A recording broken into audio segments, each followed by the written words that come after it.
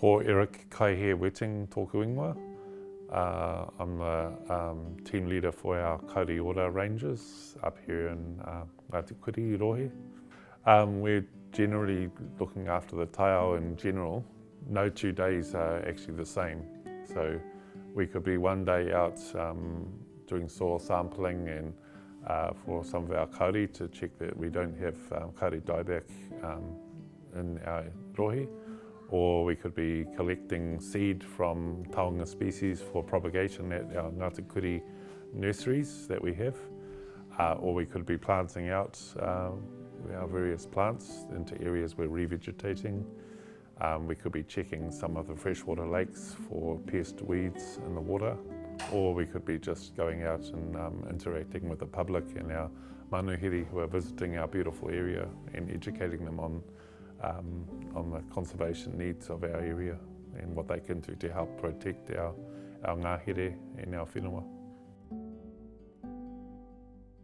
Just the degree of the confidence I see them developing and the mana which they are developing as well. Ability to, I think, walk the land as their tupuna did. And the whakaaro we have up here is to be a good ancestor and to see that realisation dawning on them that they are that link in the chain between their tupuna and between their descendants, who they will be passing on that knowledge, that tikanga, that kawe on to. Because it's telling us how to live, it's telling Ngāti Kurī descendants and those who are with us today that this is that tikanga, that Mātauranga that is there for a reason.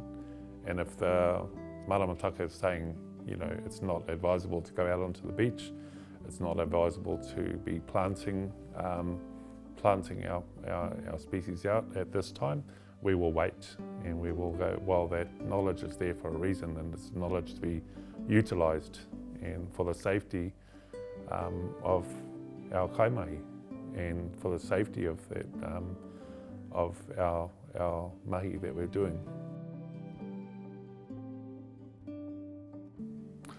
Well, what we're finding out there is that because the money hasn't been available and the mahi hasn't been as available as we would like, that a lot of our taonga species are maybe just treading water in terms of their numbers and their health in the area.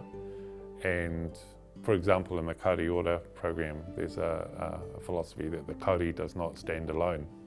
It is part of a whānau of trees. So in my mahi with our rangers who are part of Kauri Ora, it's about the kauri whānau of trees, not just the kauri themselves.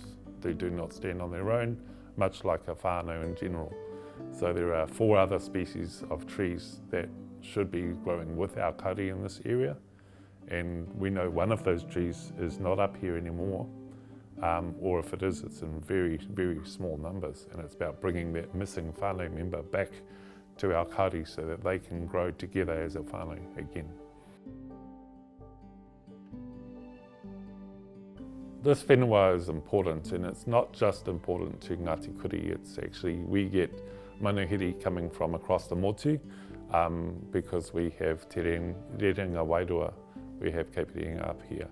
And what you see when you get manuhiri from even down in Kaitahu, even coming up from Ngāti Māmoe in Kaitahu, is they are affected when they come here and they stand at the Cape and look out towards Hawaii Nui.